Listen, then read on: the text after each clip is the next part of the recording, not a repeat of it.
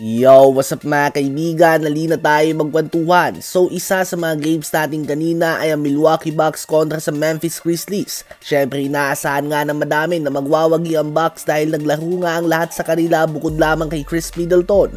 Habang ang Grizzlies naman ay out nga si Ja Morant, Marcus Smart, Desmond Bane, Jaren Jackson Jr., Brandon Clark, John Konchar, Luke Kennard at Derrick Rose. Ganun pa man ay tinalo pa din nga sila ng malajiling team ng Grizzlies ang Bucks sa score na 113-110. Nanguna dyan ang 27 points si Gigi Jackson, 27 points din kay Ziaire Williams at 18 points, 12 rebounds and 7 assists si Vince Williams Jr. Habang sa Bucks naman ay 35 points, 12 assists si Giannis Antetokounmpo on 15 of 17 shooting sa field at 24 points, 5 rebounds, 7 assists si Damian Lillard on 7 of 21 shooting sa field at 3 of 13 shooting naman sa 3 points.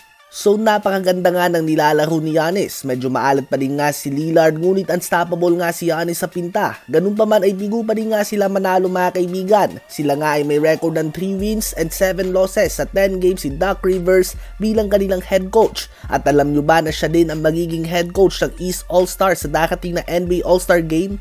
Oo nga mga kaibigan, sobrang unfair dito sa former Bucks head coach Adrian Griffin at Celtics head coach Joe Mazzulla.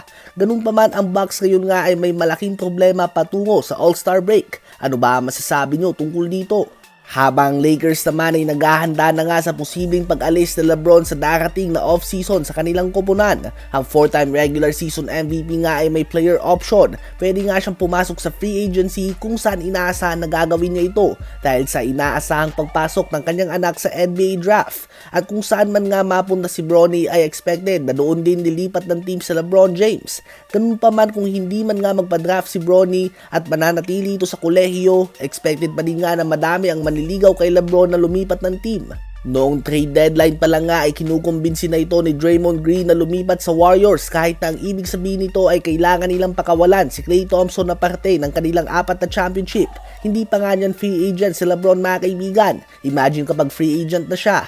Kaya naman ang Lakers ay naghahanda na dito dahil ayaw naman nilang matulad sa Cavs kung saan pag alis ni LeBron ay full rebuild mode ito at nagtiyaga sa mga draft picks. Kaya naman ang top 3 target nga ng Lakers ay si Trae Young, Donovan Mitchell at Kyrie Irving sa darating na off-season. Ganun pa man ay si Trae Young nga ang main focus sila. Nakikita nga nila si Ice Trae na magandang fit bilang ang third star kung mananatili si LeBron. Ngunit at the same time nga ay magiging maganda kung sakali ang transition ng panibagong era ng Lakers kapag tapos na si LeBron at sa pangunguna yan ni Trae Young at Anthony Davis. Gusto pa din nga ng Lakers na manatiling championship contender sila kapag umalis na si LeBron, unlike nga sa mga previous teams ng 4-time champion. Kayo ba mga kaibigan, sino ba sa tatlong nabanggit ang gusto nang makatandem ni AD sa post-LeBron Lakers era?